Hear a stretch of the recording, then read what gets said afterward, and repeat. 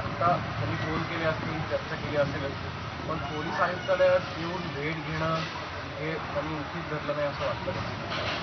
नाही, मुळात या सगळ्या प्रकरणामध्ये जेव्हा नाशिकला ड्रग्जचे साठे सापडतात आणि पालकमंत्र्यांना प्रश्न विचारले जातात दादा भुसेंना, तेव्हा दादा भुसे ज्या अरेरावीने बोलतात अब्रू नुकसानीचा दावा दाखल करेल, जेव्हा आता मुश्रीफ साहेबांना प्रश्न विचारले मी अब्रू नुकसानीचा दावा दाखल करेल, हे जे दावा दाखल करण्याची जी भाषा आहे ती एका अर्थाने विरोधकांचा आवाज दडपण्याची भाषा आहे. मी काल काही लोकांचे स्टेटमेंट ऐकले ज्याच्यामध्ये काल काही जण सांगत होते की प्रसिद्धी वगैरे, कुठल्या प्रसिद्धीच्या बाता करताय?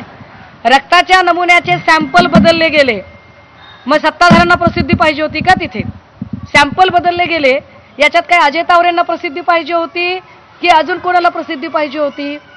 12 तासाच्या आत जामीन दिला, ही कुणाला प्रसिद्धी पाहिजे होती? तुमच्या आधी तपासातल्या काय त्रुटी आहेत, काय उणिवा आहेत, त्या उणिवा एकदा बघा, जरा स्वतःकडे बघा.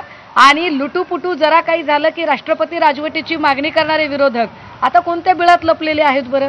आता ते का बरं या सगळ्यांवरती बोलत नाहीत? त्यांनी बोललं पाहिजे, अगदी म्हणजे गिरीश महाजनांनी सुद्धा बोललं पाहिजे या सगळ्यांमध्ये.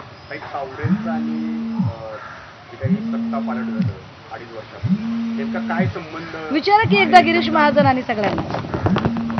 मी तर 4 जून नंतर बोलेनच ना, बोलेन मी 4 जून नंतर. मी सांगते पुन्हा पुन्हा की मला आत्ता जर मी बोलले ना, मी आत्ता बोलले तर मला असं वाटतंय की सगळ्या लोकांचं लक्ष हे निवडणुकांकडे आहे, निकालाकडे आहे. आत्ता निकालासाठी म्हणून पोलीस यंत्रणा आणि एकूण कायदा व्यवस्था त्यासाठी सज्ज होत आहे. अवघ्या 3 दिवसावर निकाल आहे. अशा सगळ्या परिस्थितीमध्ये आपण वेगळा ताण वाढवू नये अशी माझी प्रामाणिक इच्छा आहे. मी कायदा पाळणारी मुलगी आहे, मला कायदा पाळायचा आहे. मी अनेक नावं घेतेय, मी एकाही नावावरून माघार घेत नाहीये. माझं असं म्हणणं आहे की एकट्या अजय तावरेलाच का?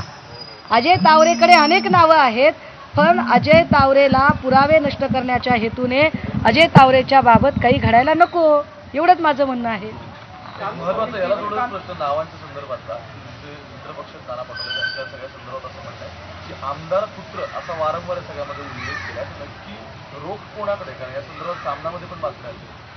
नाही, मला पटोले नेमके कुणाच्या संबंधाने बोलले याची कल्पना नाही आहे, पण एक नक्की आहे, ज्या पद्धतीने या प्रकरणामध्ये अनेक ग्लॅमरस नेम